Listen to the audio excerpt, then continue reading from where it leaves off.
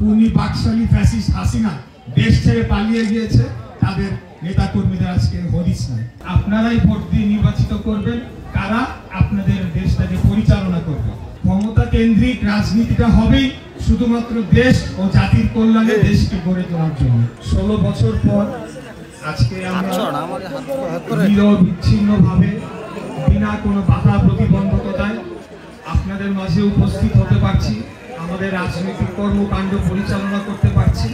আপনাদের সুখ দুঃখের কথাগুলো আমরা শুনছি এবং সেগুলোকে যেখানে যেখানে পৌঁছানোর দরকার সেগুলো আমরা করতে পারছি। অবৈধ খুনি স্বৈরাচারী ফ্যাসিস্ট হাসিনা সরকার জনগণের থেকে ছিনিয়ে নিয়ে, আপনাদের অধিকার ছিনিয়ে নিয়ে তারা জোর করে রাষ্ট্র ক্ষমতা দখল করে বসেছিল এবং রাষ্ট্রের সকল সম্পদ লুটপাট করে তারা বিদেশে পাচার করেছে।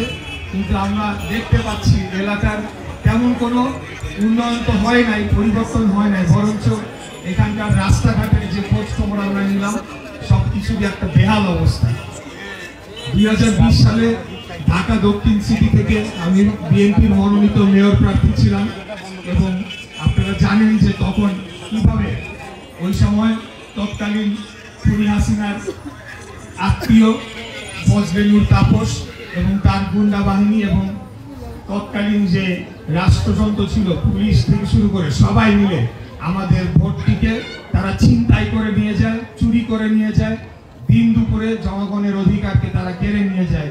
আমরা নিজেরাও বিভিন্ন ভোট কেন্দ্রে ঘুরে দেখেছি, আমরা সেখানে গিয়ে দেখেছি যে কোনো ধরনের সেখানে ভোটারদেরকে ঢুকতে দেওয়া হয় নাই, কেন্দ্রগুলো বন্ধ করে রাখা হয়েছিল এবং নিজেদের মতো করে একটা তারা ফলাফল ঘোষণা করে দিয়েছিল।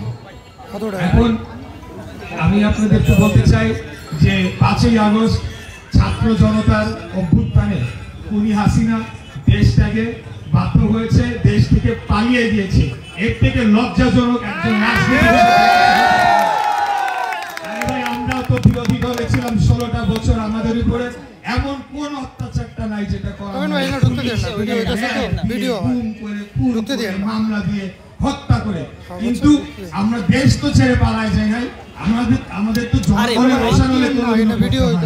আমরা জনগণের মাঝেই বেঁচেছিলাম, আপনাদের মাঝেই বেঁচেছিলাম এবং আপনারাই আমাদেরকে সাহায্য সহযোগিতা করেছেন বিপদে আপদে এবং অত্যন্ত সংকটজনক অবস্থায় আন্দোলনের সময় আপনারাই আমাদেরকে শেল্টার দিয়েছেন, আশ্রয় দিয়েছেন। আপনাদের মাঝে থেকেই আপনাদের অধিকারের আন্দোলনের লড়াই আমরা করে গিয়েছি।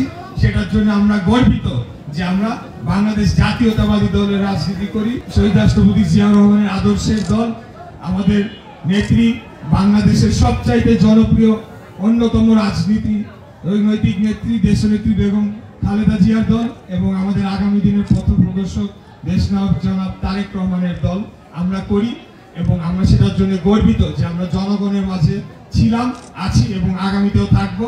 আর স্বৈরাচারের দোসররা খুনি বাকশালী ফ্যাসিস্ট হাসিনা দেশ ছেড়ে পালিয়ে গিয়েছে, তাদের নেতা কর্মীদের আজকে হদিস নাই।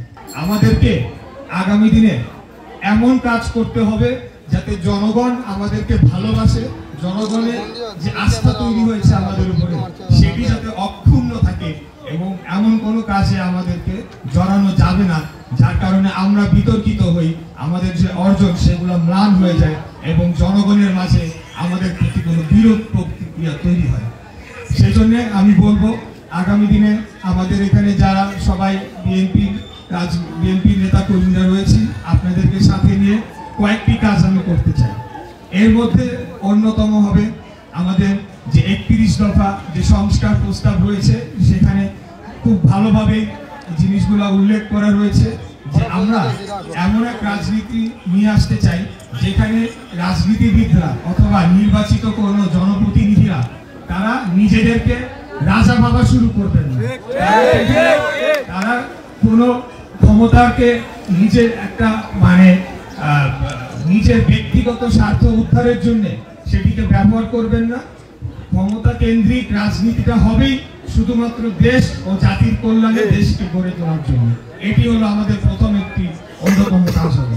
দ্বিতীয়ত, আমরা এই যে এলাকা রয়েছে সবাই বলে পুরান ঢাকা পিছিয়ে পড়া একটা এলাকা, এখানকার রাস্তাঘাট সরু, রাস্তাঘাটের অবস্থা ভালো না এবং আরো অন্যান্য অনেক সমস্যা রয়েছে। এখানে পরিবেশ দূষণের একটা ব্যাপার রয়েছে এবং এখানে কর্মসংস্থানের বিষয় রয়েছে। এখানকার স্কুল কলেজ হাসপাতালগুলা যেভাবে গড়ে ওঠার দরকার ছিল সেভাবে হয়তো বা গড়ে ওঠে নাই অতীতের আওয়ামী লীগের অপশাসনের সময়। তো এই বিষয়গুলো নিয়ে আমরা কাজ করব। আমরা সবশেষে বলতে চাই যে জনগণ বাংলাদেশের মালিক, আপনাদের ভোটের মালিক আপনারাই ভোট দিয়ে নির্বাচিত করবেন কারা আপনাদের দেশটাকে পরিচালনা করবে। এখানে যা আমার ভোট আমি দেব, যাকে খুশি যাকে দিব, এই স্লোগানকে ধারণ করে আগামী জাতীয় নির্বাচনে আমরা আপনাদেরকে আহ্বান জানাবো যে আপনারা সকলেই ভোট দিতে আসবেন এবং আপনাদের ভোটটা আপনারা যাকে আপনাদের মন চায়, যাকে আপনাদের মনে হবে যে আপনাদের জন্য যোগ্য জনপ্রতিনিধি হিসেবে আপনারা দেখতে চান, তাকেই আপনারা ভোট দিবেন এবং তারাই রাষ্ট্র ক্ষমতায় বসবে। আমরা আর কোনোদিনও বাংলাদেশের জনগণের অধিকার ভুলুণ্ঠিত হতে দিব না। এই আওয়ামী ফ্যাসিবাদ তারা কিন্তু গণতন্ত্রে বিশ্বাস করে না, তারা কিন্তু বসে না। খুনি হাসিনা পালিয়ে গেলেও তার অনেক দোসররা বর্তমানে বাংলাদেশে রয়েছে এবং বিভিন্ন সরকারি অফিস সহ বিভিন্ন স্থাপনায় তারা বসে ষড়যন্ত্র করছে আবারও কিভাবে বাংলাদেশের রাষ্ট্র ক্ষমতা দখল করতে পারে কিনা। তবে আমি এটা বলতে চাই, জনগণ যদি আমরা ঐক্যবদ্ধ থাকি, এদেরকে রাষ্ট্র ক্ষমতা তো দূরের কথা, প্রত্যেককে আমরা খুঁজে বের করে এই অপরাধীদেরকে আমরা বিচারের আওতায় নিয়ে আসবো এবং তাদেরকে আমরা জেলখানায় পাঠাবো ইনশাআল্লাহ। হাসিনার যে দোসররা দুর্নীতি সহ বিভিন্ন অত্যাচার করেছে, এই কোনটি আমরা ক্ষমা করে দিব না, ক্ষমা করে দিতে পারি না। আমরা প্রত্যেকটির বিচার আমরা করব এবং সেটার জন্য আমি বলবো আমাদের দলীয় যারা নেতা কর্মীরা রয়েছেন, আপনারা কোনোভাবেই এদেরকে আর প্রশ্রয় দিবেন না। কারণ আপনারা মনে রাখবেন, আওয়ামী লীগ কিন্তু গণতন্ত্রে বিশ্বাস করে না, জনগণের ভোটাধিকারে বিশ্বাস করে না। তাদেরকে যদি সুযোগ দেওয়া হয়, আবারও তারা দেখবেন আপনার ঘাড়ে চেপে বসেছে এবং আগামীবার যদি তারা কোনোভাবে প্রতিষ্ঠিত হতে পারে, বাংলাদেশকে একটা মৃত্যুভূমিতে, একটা ভয়াল মৃত্যুভূমিতে তারা পরিণত করবে। এটাই হলো তাদের এজেন্ডা। আমাদের রাজনীতিটাই হলো জনকল্যাণের জন্য, জনগণের জন্য। আমরা ছোটবেলা থেকেই দেখে এসেছি, যখনই বাংলাদেশে কোনো দুর্যোগ নেমে এসেছে, যখনই কোনো বন্যা পরিস্থিতি তৈরি হয়েছে অথবা শীতকালে যখন একটা পরিস্থিতি তৈরি হয়েছে, আমাদের নেত্রী দেশনেত্রী বেগম খালেদা জিয়া উনি নিজে বিভিন্ন এলাকায় ঘুরে ঘুরে কিন্তু জনগণের পাশে গিয়ে দাঁড়িয়েছে এবং এই ধরনের কর্মসূচি করেছে।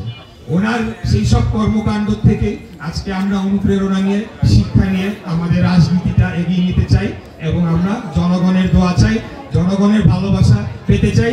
সেটাই হবে আমরা রাজনীতিবিদ হিসেবে আমাদের সর্বোচ্চ প্রাপ্তি।